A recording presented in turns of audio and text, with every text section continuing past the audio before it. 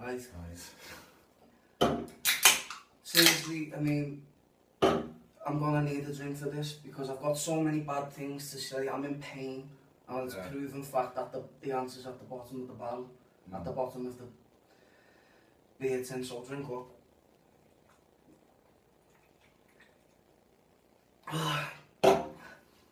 So it was last Saturday. We went to see Alien Covenant, and we came out to the cinema and we thought, well, what was the first thing I said to you when we got up to leave? What? I can't remember. I said, I want to punch somebody. I want to punch somebody in the fucking teeth. He wanted to punch somebody in the face. I'm scared of what everyone's going to think of me because of what I've got to complain about. Which is, you know, that main one complaint. Yeah, I know. But if you just listen to me for 5 minutes and let me explain and elaborate why it annoys me, I think you'll understand. Right, now the film starts off with, we're following a ship called the Covenant, as titled in the friggin' poster of the film. And it's a colonisation ship holding thousands of passengers who are, it's important to note that the couples, okay? They're all like married couples and things like that, because the idea is we're going to, you know, building better worlds and all stuff like that. Yeah. It's a whaling ship. Going to colonise a planet, basically. Going to colonise a planet called Yorigai. Yorigai is the name of the planet. They stop mid-travel, and this is where it becomes a remake. Yeah. They basically, yeah, they do something a little bit unique in the sense that a solar flare or radiation fucks up the ship, sends fire throughout all the cryo chambers, killing the main captain of the ship. So it's left to Daniels, who is our replacement as the fucking Sigourney Weaver Ripley character. Can we start with her? Yeah. Piss poor. Yeah, I didn't think she was great either. Piss poor, no charisma, absolutely no oomph to her whatsoever. The only time I wouldn't say I hated her, but I don't know. I don't think as an actress. To be honest, it's the first thing I've ever seen her in ever. Very pantomime. Catherine Waterston, her name is. Catherine something, yeah. Catherine Waterston, something like that, yeah. Yeah. This is the first film I've seen her in, and to be honest, I wasn't all that impressed. Well, she's gone on record saying that, you know, I didn't try to compare myself to Sigourney Weaver because I'd have been nervous and it'd have just dragged me back. I just went in there and tried to give it my own thing. Yeah. Her own thing was a fucking stiff, bland, just non-performance. There's nothing to that, and it might not necessarily be her fault. She doesn't exactly get a lot of dialogue to deal with where she can show any leadership. Yeah. For the first half of the film, 70%, 80% of the film, it's not about her taking charge. No. It's about a bunch of, again, bland, lifeless characters walking around this new. Yeah, because we should explain. They get to a new, like they get a transmission when they're trying to fix the. Sounds familiar. Yeah, they get a transmission in the visor, okay, telling them to come to another planet. Now, this is going to contain spoilers. There's no way you cannot do this without spoilers. No, so if you haven't seen the film, don't bother watching. We've said that we're going to spoil. Okay, Shaw, Elizabeth Shaw from Prometheus is sending the signal, and I've got a theory about that later. Just say to me, just remind me, what did you want to say about Shaw? To come to this planet, well, she doesn't exactly say come to this planet, she sends out some sort of song. Yeah. That already got me a bit like, okay, why not just say, hey, come and rescue me? Yeah. David's trying to kill me. You know, what isn't? I'll tell you what, I'll do a fucking Bee Gees number because David's trying to kill me. Yeah. It's fucking stupid. No, I don't think she knows. Knows what? She's not aware that David's trying to kill her. Well, I'll just get to my theory right away. Okay, go on. I think that David has sat her down and forced her to do it because he needs a way off the planet, doesn't he? We'll get to why he needs a way off the planet in a couple of minutes, but he needs a vessel to get him off. You know, when he puts, because he's got the ship at the end with all the rest of the colonists on. Yeah. He needs a way off the planet. The one that they can't come on is fucked. So I reckon they sat her down in the chair and made her, forced her to send out a signal. So basically the Covenant will come, and because he gets off on the Covenant at the end, doesn't he? Yeah. That's my theory anyway. Why didn't David just do it himself? Because who trusts the fucking robot? Who trusts the robot, you know what I mean? Yeah. The bad parts about this film completely outweigh the good ones. I'll start with the good ones. Definitely. I'll start with the good points, okay? The good point Anyone who says, oh, we didn't get any fucking answers, there's no answer, oh, and all that, you do get an answer in this film, No, okay? you know what the thing is, people got answers, but they just weren't the answers that they wanted. Well, I'm about to be one of them people. Yeah, well... Right, because we get an answer of where the xenomorph originated from, okay? It's or just, at least one strain of it. Yeah. Innit? Yeah, one strain of it, yeah.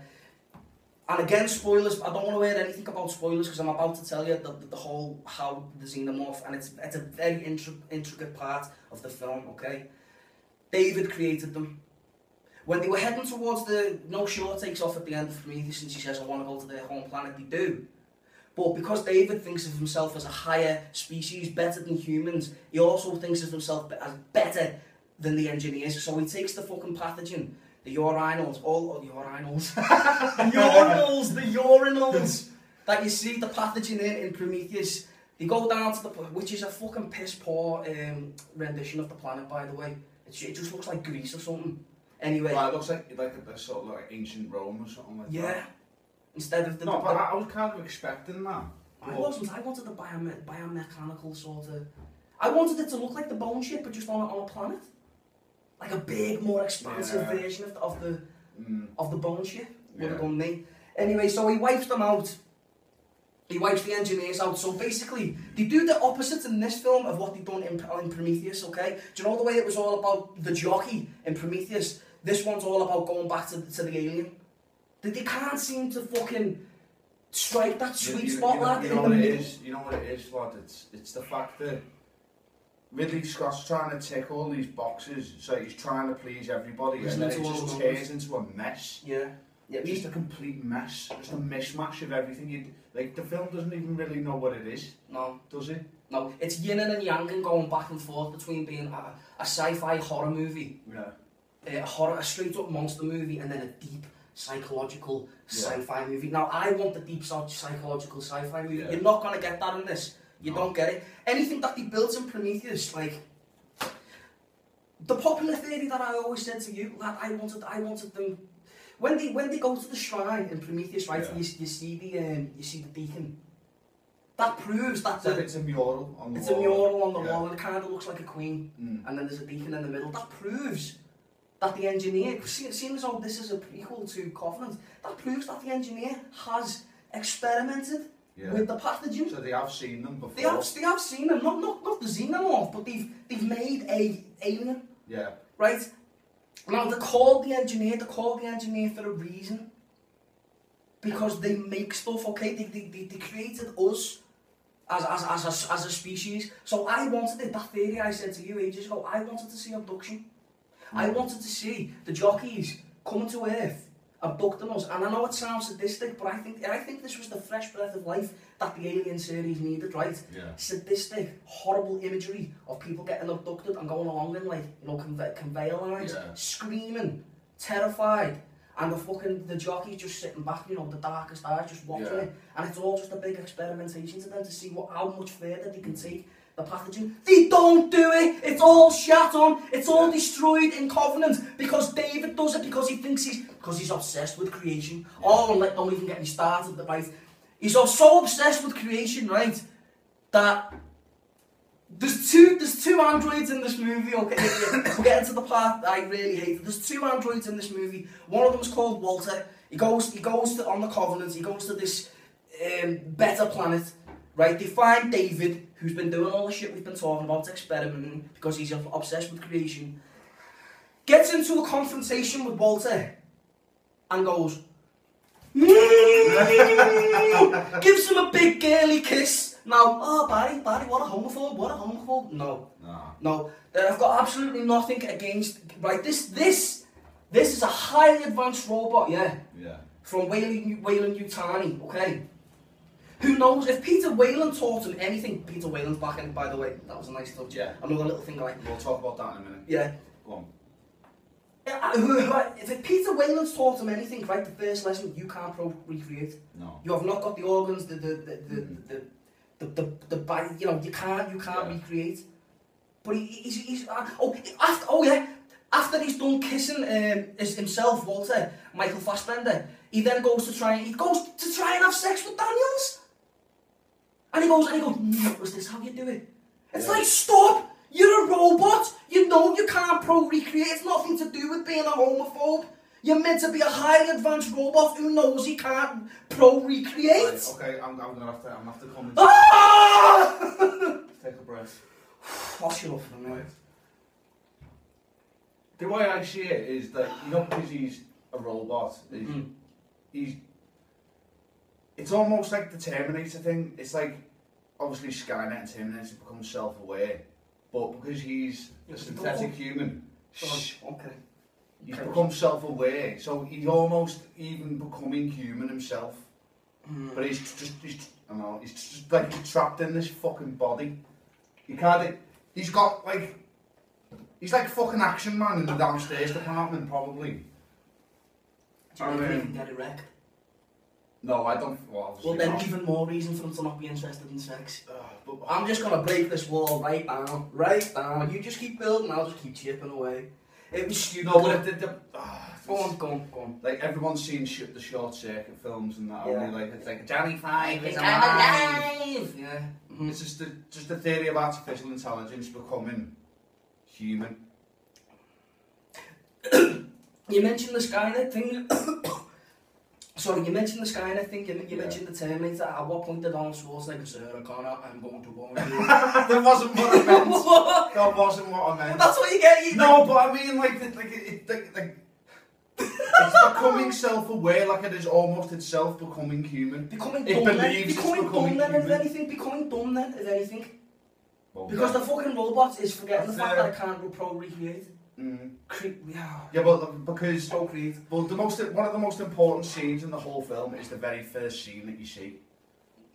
Is when Peter Whalen's talking to him and David's asking him these questions about life, death, blah blah. A very curious robot. Yeah, a very, very curious robot. That was probably.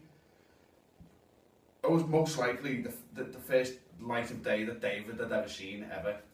So that was when he was first brought off the fucking conveyor belt. I mean, because there was even a promotional video for... all on YouTube and all that stuff we didn't get to see in the final cut and all, yeah. James Franco appears for about 2 minutes. The biggest throwaway character in the whole film, and that's saying a lot because virtually all of them are throwaway characters. Do you know the only one character who was, and it surprised me, who was not a throwaway character?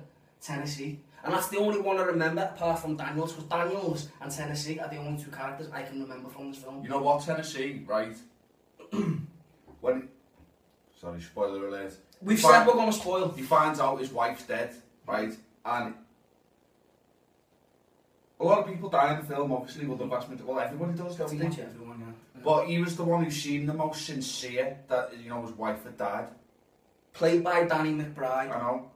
It was a shock to me. Everyone was worried about him as well, weren't they? He's been in interviews lately. I watched a couple of interviews with him a couple of days ago where even in interviews he's acting deadly serious. Yeah. You know, when he's answering questions, he's used to like making jokes and stuff like that. Well, the vast majority of the time he's in comedy films. The one time, he's very good, right? And I think, see, what they do good with Tennessee is they give him a hat, right? And it's one thing that distinguishes him from the whole of the other, is that he's got the hat on. Okay, that's the only thing that I could separate him. If he hadn't had the hat on, I'd have just been like, there's another throwaway character. Do you know what I mean? But there was fucking loads in this film, wasn't there? I think the only... He did okay, he did surprisingly okay. Yeah. They gave him a hat which helped, like I just said. There was the one part where he let me down is where, you know, he wants to bring the ship down 80,000 metres above the planet. Yeah. And everyone else is like, don't do it. Yeah. There's a part when you watch the movie, just concentrate on this part where he turns around to this throwaway character. I'm sorry I can't remember the name. That's how underdeveloped they are. And he says to her, why don't you... It's something along the lines of, why don't you back off? And he does it very pantomime. When you watch it back, just watch yourself. And if I was directing, and look at me getting all high mic. If I was directing, I'd say to him, have a little bit more anger behind your voice when you do that, because it's very out the corner of his mouth, you know. Yeah. Very, why don't you back off? You know, very, very stage play, so... But apart from that, he was okay. He doesn't do any silly jokes. He was written relatively well. So Danny McBride's going places, I think, after this, because he's also involved. I hope so, because he was one of the best actors of the film, I think, anyway. Yeah, he was the best out of a throwaway cast. Because they are all a throwaway cast. Yeah, they're not. Well, You know, it was well. That's the thing, innit? There was no character development, like No. near enough zero. no. They wake up, they go down to the planet. Within the first 20 minutes, how many people died? Well, the fucking captain for a start. No, well, we had Captain James in Franco goes in within. He's not even in it. He's not even in it. It's a video she watches. At all. He's not actually on screen, actually doing any dialogue. He's just one thing I did like, they pay a little bit of respect to the old films where she's got the forestry in the back, the moving image. Yeah. You know, like in Alien 2, where she's watching the. Yeah. They do there's plenty of little nods in this film. That was a nice little thing as well. Oh, and also when they're filming through the ship, you're getting to see all the lights and colours and the same sort of set designs that they used in Alien 1 and 2. I like that. Yeah. That was nice as well. But are we going to get to the skipping the cycle? Because you know this was a big fuck up. You know how I know? I know how I know this was a major fuck up. Because in the film, how could he fuck it up? Right, in the surely film, somebody on the set will have come in and said, "Look, Ridley, you should know this by now. This is standard stuff. This is standard as fuck stuff. It's been set in stone since the first one. It's standard stuff. This is just fucking. It is right. I knew you were so, and so was I. We both did it at the same time in the movie theatre. I seen your hands go up like that as if to say, "What are they doing?" Yeah. This is because David's been making all these fucked up experiments that he's not got right so far. Very reminiscent of fucking Resurrection, which I didn't like. But they do it better. They do it better than this. They do it better than this. Okay. And he's got all these failed experiments in front of him, and he brings this guy on, and he's thinking to himself, "But here's the result. Here's the one that I've got the perfect organ, right?" Yeah. And he makes him look over the egg. The fucking facehugger gets on the guy. And so begins the xenomorph. I did say there'd be spoilers. So begins the xenomorph. The xenomorph comes out of the guy, okay, and this is the part what we're talking about with the majorly fuck up. It comes out fully developed. It's like a mini. Do you know like your little mini statue? Yeah, it looked like that. It's like a little Except mini. not very biomechanoid looking. Yeah, all this. Yeah, all this fucking is skipped. I don't know why. Oh, the only explanation I could have for that is that it's a primitive alien because it's the first of its kind. Well, that's maybe what this I was is like thinking. That's what I'm hoping anyway, Yeah. because having the alien doesn't look like biomechanical in any way. It's just unforgivable in my eyes. So it comes out of the guy, and that's not even the worst part. It looks up to David, who they Daddy! Like, Daddy! It's mimicking his fucking... If fucking David did the Macarena, the fucking alien would start doing it. It's fucking stupid. It's stupid. It made me think of fucking Spaceballs. I'm surrounded by assholes. He's an asshole, sir. What? No, that's his name. I knew it. I'm surrounded by assholes. We are surrounded by assholes in this film. Although, I can't see what I mean. These characters are just right. We've only seen the film once, by the way. Yeah. I do want to see it again because I think it's going to need more than one viewing. Yeah. Oh yeah. I'm buying the Blu-ray, but I hope I'm not going to see it in the cinema again. I said to him, I hope we get a director's cut where that David part is completely redone. You said to me, "Oh, it's a way to throw him off." I don't know. Because he does kill. Maybe I think I was just in denial at the time. You were, you were trying to make excuses. Did that just happen? Did that just happen? I was trying to throw him off, lads. I said to you, there's plenty of other ways to throw people off than giving them a big smoochy kiss. Yeah. Hey, look over there. It was unnecessary, and there was no need. Shoehorned in, just to be 2017. Because you know, I don't have to explain it, especially people... to the realists out there, we all know what 2017 is like. So, you get your fill of that. Very 2017, very politically correct. It was so unneeded. It was so unneeded. That was my problem with it. Go on. You didn't know there was a gay couple in it? No, I didn't. And you wouldn't have known that. So there's two gay couples in it? Again, I'm not homophobic, but... I'm not. Can I fucking speak? Go on. Right, you wouldn't have known that unless you watched the Last Supper, the promotional thing. Yeah. You wouldn't have known that there was a gay couple in it, really. And because when right, one of them gets killed and like the guy's partner, like, obviously devastated.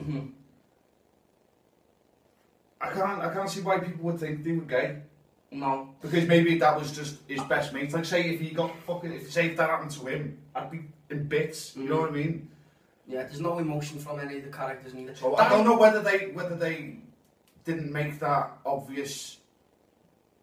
Why didn't they just make that obvious? They don't. This is the thing. Only that they tell you at the start that there is, in a very brief moment, that there is hundreds and thousands of colonists. They're just forgotten about later on. You know, there's never any, oh, well, who's this guy, who's that guy, and, you know, it's not, the only other time they pick up on the other colonists is at the end, where David puts the mini face hugger in his mouth. Cause he puts it in his mouth because he's obviously thinking... clever, but... Yeah, he puts it in his mouth because he's obviously thinking about fucking breeding thousands more, with the colonists that he gets off with at the end, when he leaves. They're all in a ship with him, aren't they? I need to touch on something else. Go on. In every other Alien movie, okay? Alien 1, Alien 2, Alien 3, right? The proper aliens, okay? I'm going to call them the proper alien films. There's a plan of action of how to do... This is meant to be one of the most... The perfect organism. The most sophisticated creature mankind's ever come across, okay? In Alien 1, they have a little meeting around the coffee table. They'll blow it out of the goddamn airlock and all stuff like that. Got any... do you have a better plan, Parker? And all that stuff, okay? There's a plan. In Alien 2, they have a blueprint in front of them. Okay, smoking or non-smoking. Yeah, and we're gonna fucking... Yeah. We're gonna seal up these doors, we're gonna put some gun turrets here, blah, blah, blah. They're down 20%, that's not good. They're talking about how they're gonna defeat this perfect thing. This very dangerous perfect thing. In Alien 3, hey sister, how about showing us a little leadership? You know what I mean? The prison meeting. There's always a plan. There's always a plan. Tell me the plan in this one, Clark. There's no plan. There's no plan. No plans. It comes into the fucking complex, and you've got this Daniels character again, who's badly trying to mimic Sigourney Weaver and Ripley. Going, she does the. I'm gonna have to give you the. I'm gonna have to give you theatrics. This is exactly what she does. Do us a favour, shut them doors behind us while there's a fucking alien in here. Right? They get to the fucking thing. They get to some cargo and they just blow it out of the... It's about a 5-minute scene. Yeah. And that's it. It chases them up the side of a fucking... like a JCB. It crashes through the fucking window and then they just blow it out of the thing. It's done in about 5 minutes. No briefing, no planning, no strategy, nothing. It was blown out. Nothing. It was blown out of an airlock, so that's not completely original either. No. Do you know what it's like? That is like what you do in Alien... I only got onto it the other night when I was thinking about making plays. That's like what you do in Alien Colonial Marines. Yeah. That's how you fucking beat the fucking queen at the end. Yeah. Well, that's how... You can't beat Colonial Marines! Oh my god! No, but think about it. You got to think about this as well. You know Aliens, you know that film that everybody loves so much. I love it too, by the way, just before anyone thinks I'm fucking bashing it, because I'm not. The Queen in the second film gets pulled out of an airlock as well. So in a way, it's a copy of the original Alien too, as well. It is, yeah. And the fucking... right, there's another good scene with what with David, okay, where, you know, the new alien that we've got, the neomorph. Right? There's a very convincing scene where he goes to shoot it, the guy who's like saying, what are you doing and all that. And David goes, no! And it's really, really convincing. Yeah. That was the one piece of decent acting in the whole film, for me.